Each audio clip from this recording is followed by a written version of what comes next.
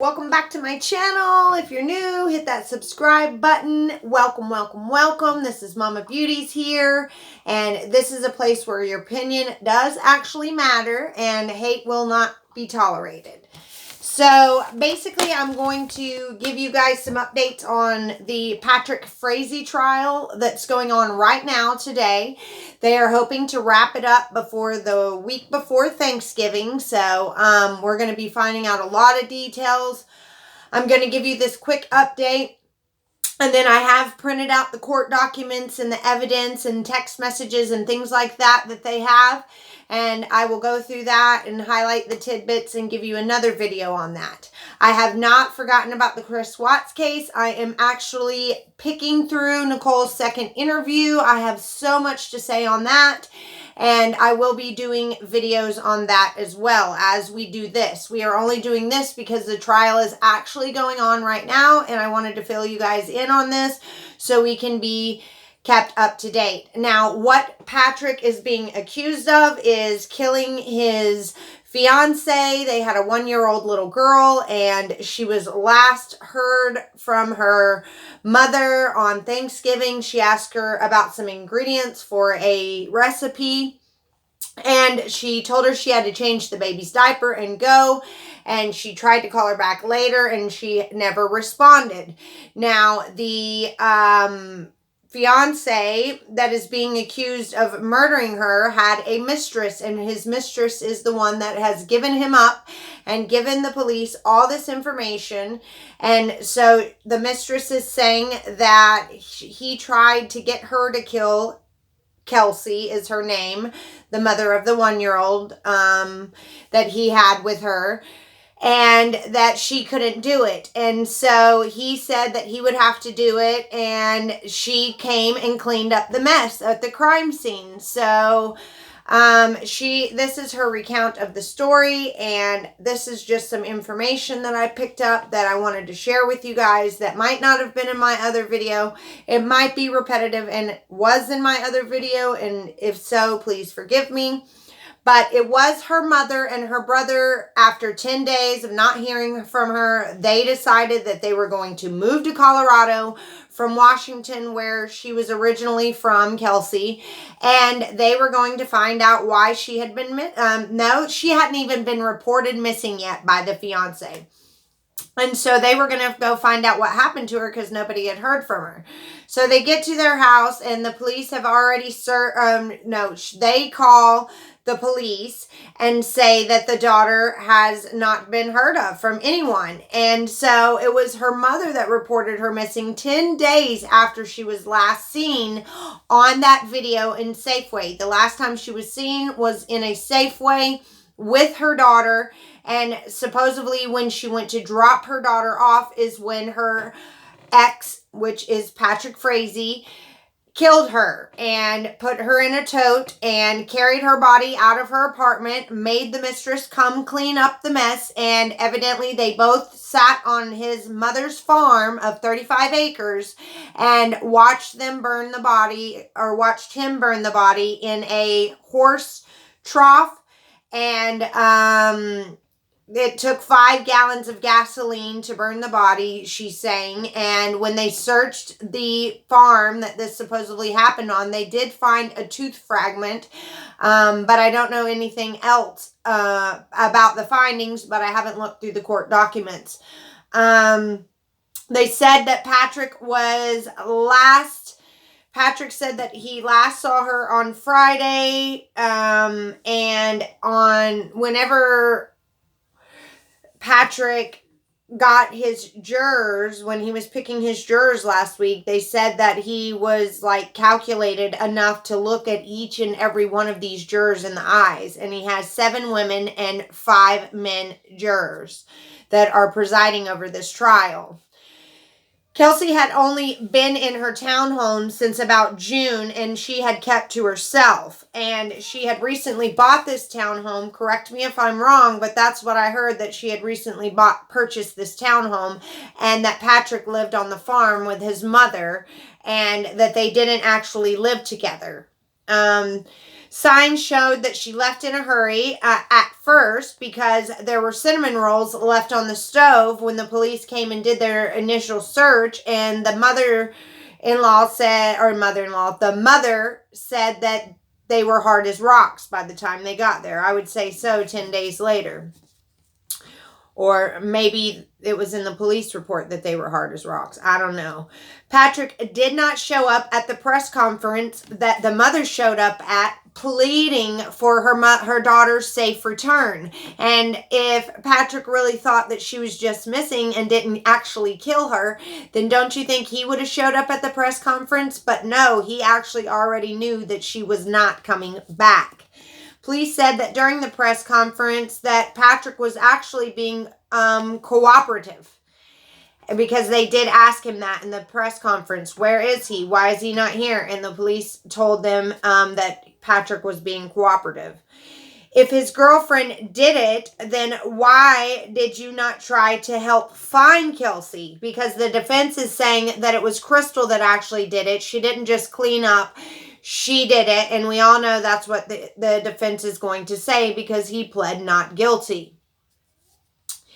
And he would have helped try to find Kelsey if he didn't have anything to do with it. He lives on a 35-acre ranch that police tore up with a backhoe looking for evidence. And they took his truck as evidence during that search, and they found a fragment of a human tooth from what it appeared to them. And Patrick has pled not guilty on all 8 charges. They also found blood not only in the bathroom, but all over the apartment. And what had happened is when the mother and brother moved into her place trying to find her and took out this missing persons report, the brother was on the toilet, what he said today on stand, because he was on stand today in court, that he was scrolling through Facebook as he was sitting on the toilet, and he looked down and he saw the blood on the underside of the toilet. Well, then he started looking all over the apartment, and since the sun was shining in at this point, he could then see the botched cleaning job, that there was actually smears where you could tell it had been cleaned up on surfaces, and that's when they called the police to come back. Also, Patrick staged text to Kelsey's phone asking in messages if she was okay and can he do anything, or if she needed anything. But Kelsey's phone pinged during this time in Idaho, 800 miles away, and we all know that the girlfriend took the phone. She's already admitted that she took the phone, she staged these texts to throw the police off track, and then she destroyed the phone.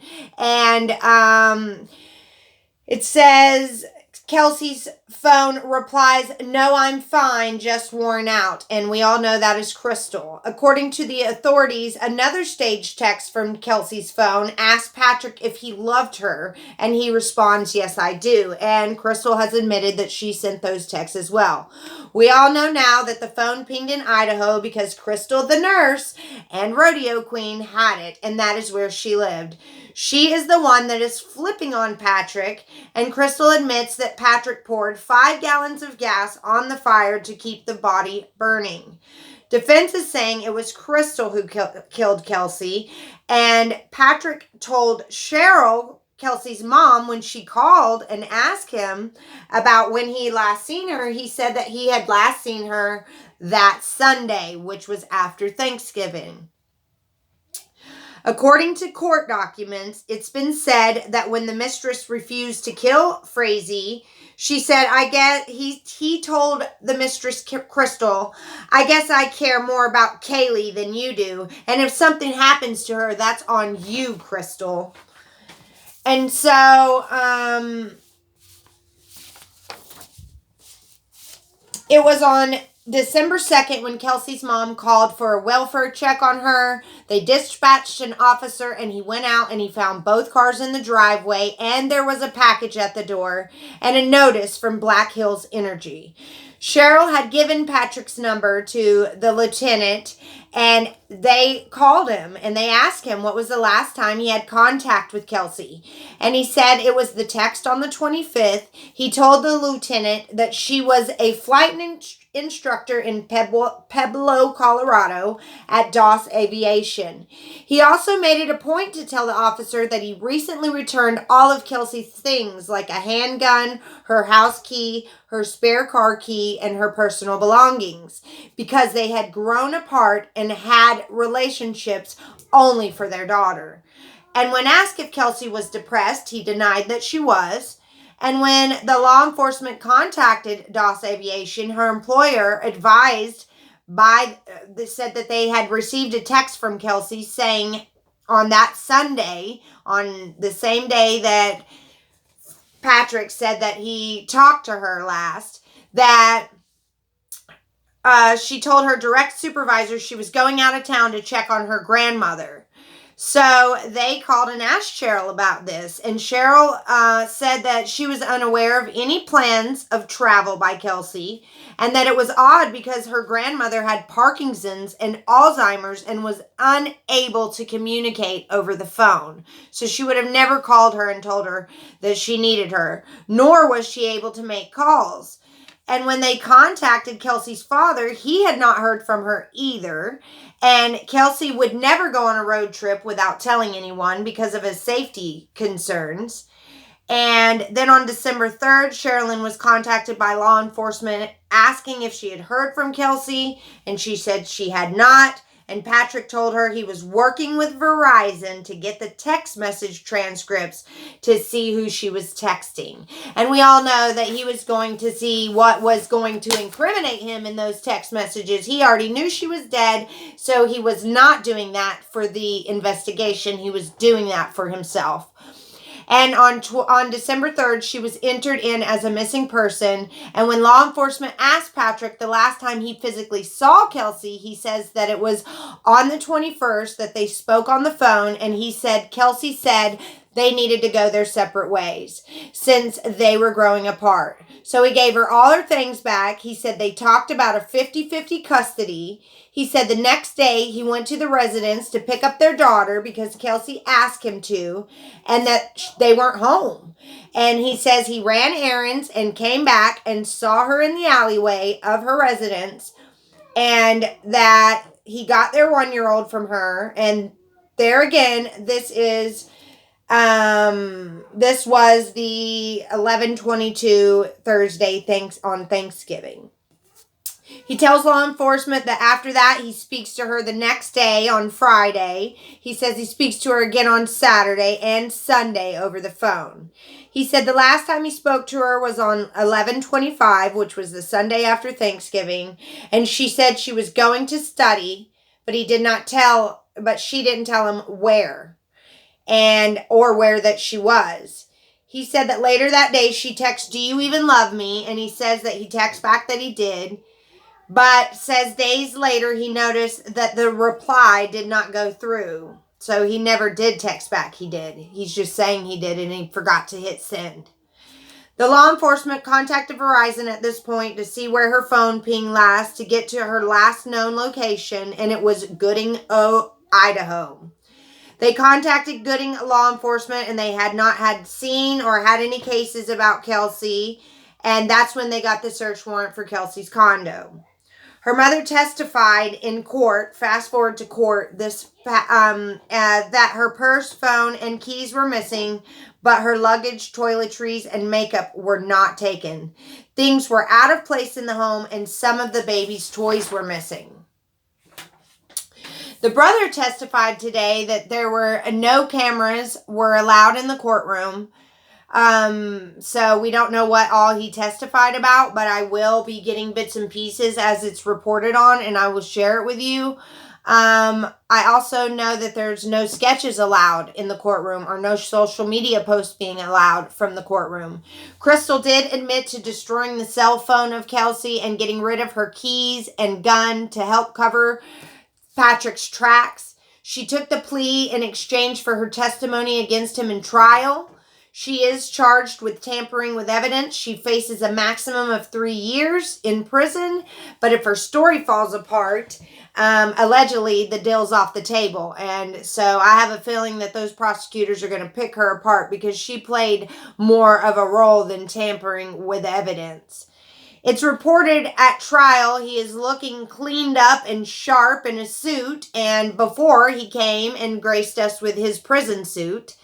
And the entire case is expected, like I said, to wrap up in 3 weeks. And the defense is trying to portray Kelsey as an alcoholic and abusive mother that Patrick was fully supporting because she was not able to make ends meet. But didn't a report say that she had just bought a condo? We all know that you can't get approved to buy a condo if you don't have enough money for debt to ratio. Let me know if I'm wrong, if she didn't buy the condo, but I'm pretty sure that somewhere it was reported that she did purchase that condo in June. As the brother testified today about finding the blood that the police missed, he did say that even the canines didn't pick up that blood, and I told you that I told you already how he found that. And the defense is saying that police had to track Crystal down, that she didn't voluntarily come to the police. And also that she first told the FBI that she didn't even know Kelsey. And the second time that the FBI came to visit Crystal, she had already lawyered up. And evidently, as soon as they got there, the lawyer told them before she said anything, these words, and I quote, "Before she says anything about this case, she cuts a deal where she gets 0 days in jail." And wow. So, but we all know that she drove all the way from Idaho to clean this mess up. She could have just told him he was on his own. She didn't want involved. She bought protective booties, a hairnet, gloves, a protective suit so bodily fluids wouldn't get on her. And she was there when the body was burned. She admitted that she was standing there when they burned the body. And so, wow, tampering with evidence does not sound like justice for me. So I have my fingers crossed that her testimony falls apart on the stand and that they both get life in prison without the possibility of parole. But thank you for watching. I will let y'all know when I have more information on that. And I am going to get back to watching my Nicole Kessinger interview, the second interview, so we can pick that apart and go over that and find out what you guys know. And we are getting close to going live, you guys. I am almost at 700. I am so happy that this channel is taking off like it is, and we have a giveaway on Thursday that I'm super excited to be doing as well. And I hope to see you all live soon. Bye.